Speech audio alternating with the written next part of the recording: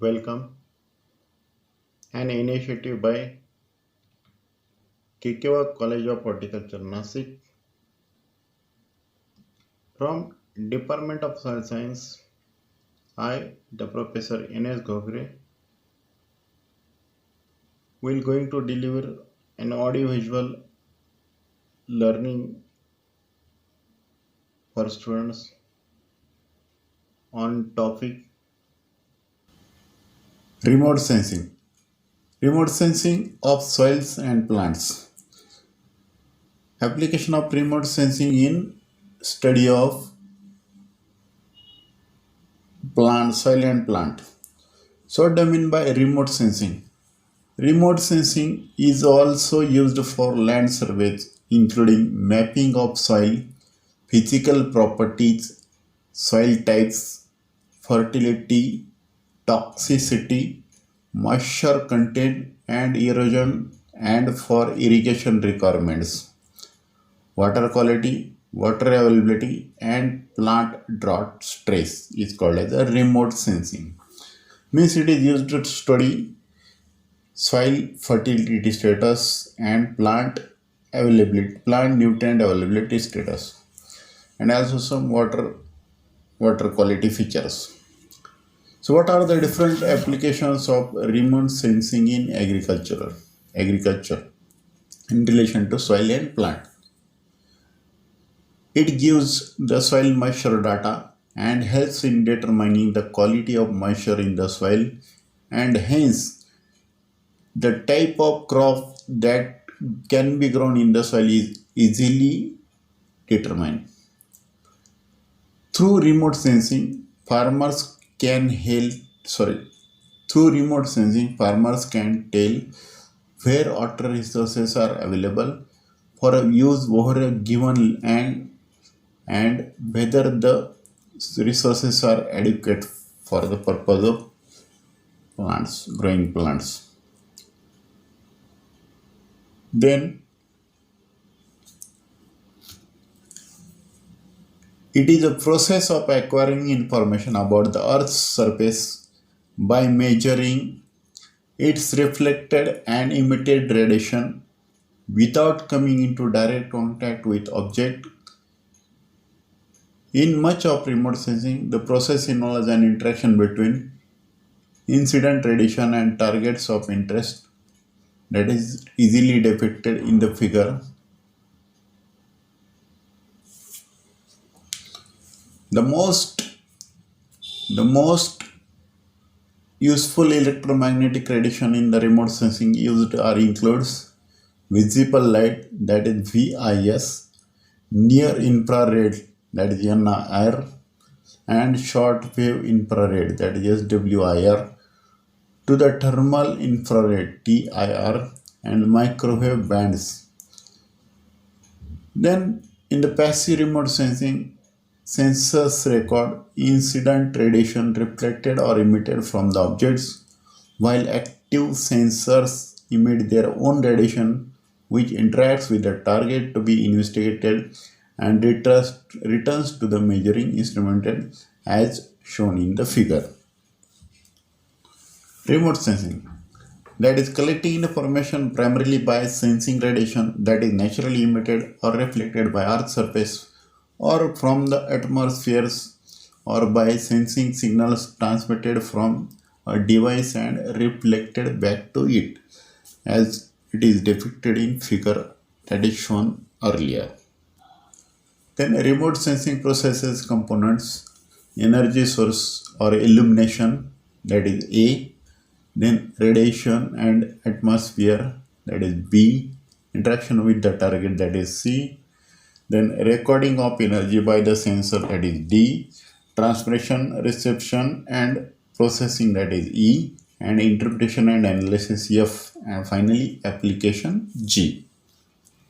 Then types of remote sensing, there it includes two types, that is passive remote sensing and active remote sensing. Then what do you mean by passive remote sensing? It makes the use of sensor that detected, reflected or emitted electromagnetic radiation, in bracket EMR, from natural sources. That is called as the passive remote sensing. Then let's study about active remote sensing. It makes use of sensors that detect reflected responses from objects that are irradiated from artificially generated energy sources such as radar, called as active remote sensing. Then platforms used for acquiring remote sensing data. Number one, aircraft, that is having low, medium, and high altitude. Then higher level of spatial detail. Then number two, that is satellite, that is polar orbiting, 800 to 900 kilometer altitude and 90 to 100 minutes per orbit. Then geosynchronous, 35,900 kilometer altitude and 25 hours per orbit. Stationary relative to Earth. That is the characteristics features of platforms used to acquire remote sensing data. The most important feature of remote sensing is GIS. What is GIS?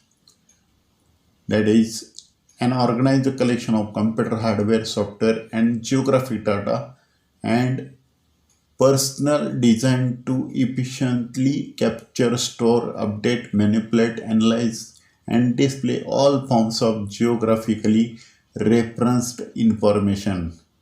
That is called as a GIS. It may be thought of as a high order maps called as a GIS, Geographic Information System. Then remote sensing in agriculture.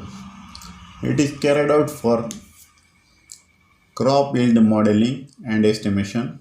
In this, farmers and experts to predict the expected crop yield from a given formulated farmland by estimating the quality of the crop and the extent of farmland.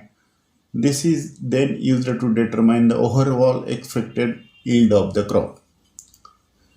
The next, that is identification of pest and disease infestation. Remote sensing technology analyzes and plays a significant role in identification of pests in farmland and gives data on the right pest control mechanism to get rid of pests and diseases on the farm. Then number three, that is estimation of soil moisture. Soil moisture can be difficult to measure without the help of remote sensing technology. In this, remote sensing gives the soil moisture data and helps in determining the quality of moisture in soil and hence the type of crop that can be grown in the soil. Then soil mapping. Soil mapping is one of the most common yet most important uses of remote sensing. Though soil mapping, farmers are able to tell which soils are ideal for which crops and which soils require irrigation and which do not require irrigation. This information helps in precision agriculture farming. Then monitoring of droughts. The remote sensing technology is used to monitor the weather pattern of given area. The technology also monitors drought patterns of the area too.